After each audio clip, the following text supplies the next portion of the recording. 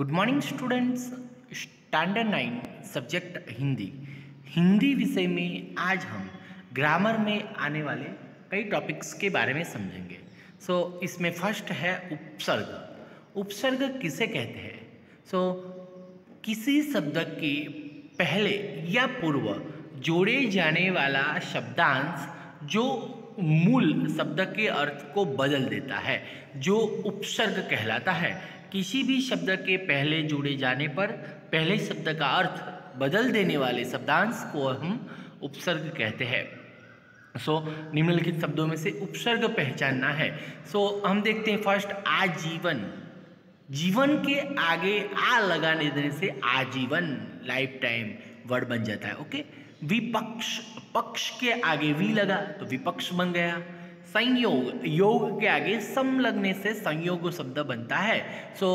ये भी हम उपसर्ग में समझते हैं। पुनर्विवाह, पुनर। फिफ्थ असाधारण, इसमें से अ लेते हैं तो साधारण निकल जाता है तो अ लगा। ओके, तो असाधारण विरुद्धार्थी शब्द हो गया साधारण का।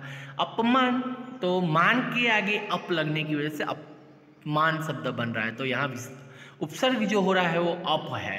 बेरंग, बे वर्ड्स जो आगे लगा है, बराबर आप देख पा रहे हैं सब वर्ड जो है आगे लगे हैं, तो वो उपसर्ग कहलाता है। बेरंग में से बे।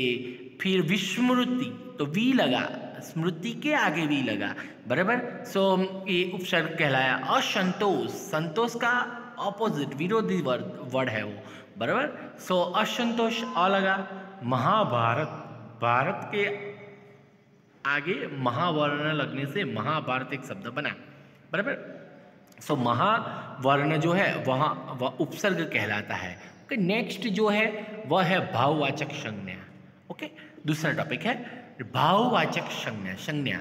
जिन शब्दों से हमें किसी भाव, दशा या अवस्था का पता चले उसे भाववाचक संज्ञा कहते हैं। जैसे खटास, मिठास, निचता, अपनापन इत्यादि। वह शब्द जिनसे हमें भावना का बोध होता हो उन शब्दों को भाववाचक संज्ञा कहा जाता है। जैसे आज किसी को किसी पर विश्वास नहीं है, बराबर। तो भावना जैसा वर्ण है तो विश्वास, आंसर है विश्वास। ओके। सभा में रमेश ने मैनेजर की उपेक्षा की। क्या की? उपेक्षा। वो वर्ण हो जाएगा, क्या हो जाएगा? भाववाचक वर्ण। कलंकित होने पर चोर का सिर लज्जा से झुक गया। There is lajja word. Okay, it is a bhavvachak sangya. मुझे जीवन में चुनौती से ही बल मिला है। चुनौती। भगवान की महिमा संसार में अनूठी है, तो क्या आएगा? महिमा। ओके, अनूठी नहीं आएगा, महिमा, बराबर। भाववाचक वर्ण है। लेखक की प्रतीक्षा असफल हो गई। असफल हो गई पर क्या हो गई? प्रतीक्षा। भाववाचक संज्ञा बतानी, हाँ, असफल नहीं आएगा, ध्यान रखना, प्रतीक्षा वर्ण आएगा। उसके शरीर में धीरे धीरे कमजोरी आती गई। क्या आती गई? कमजोरी, बराबर। तो वो भाववाचक संज्ञा है। ओके, चलो नेक्स्ट हम समझते हैं कर्तुवाचक संज्ञा।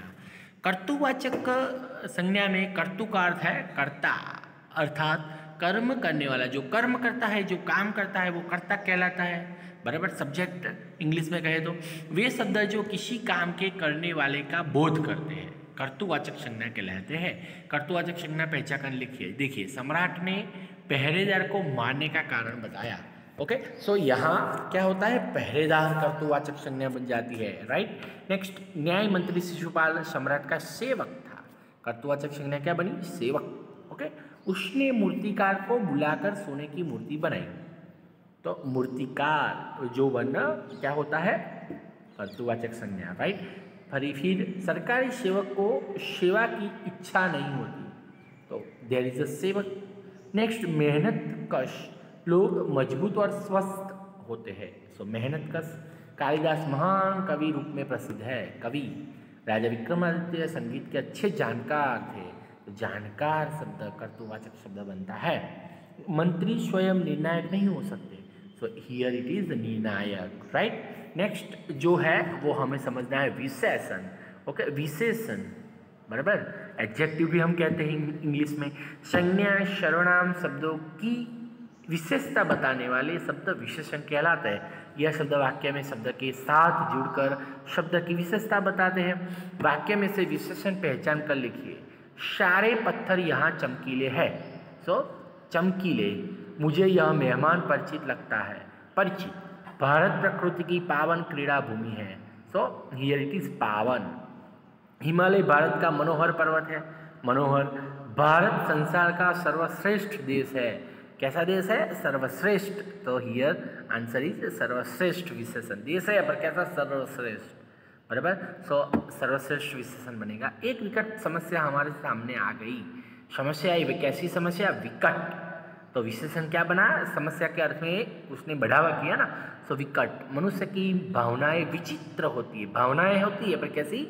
विचित्र, बराबर। शिशुपाल ने निर्भय होकर न्याय किया, बराबर। न्याय किया पर कैसे?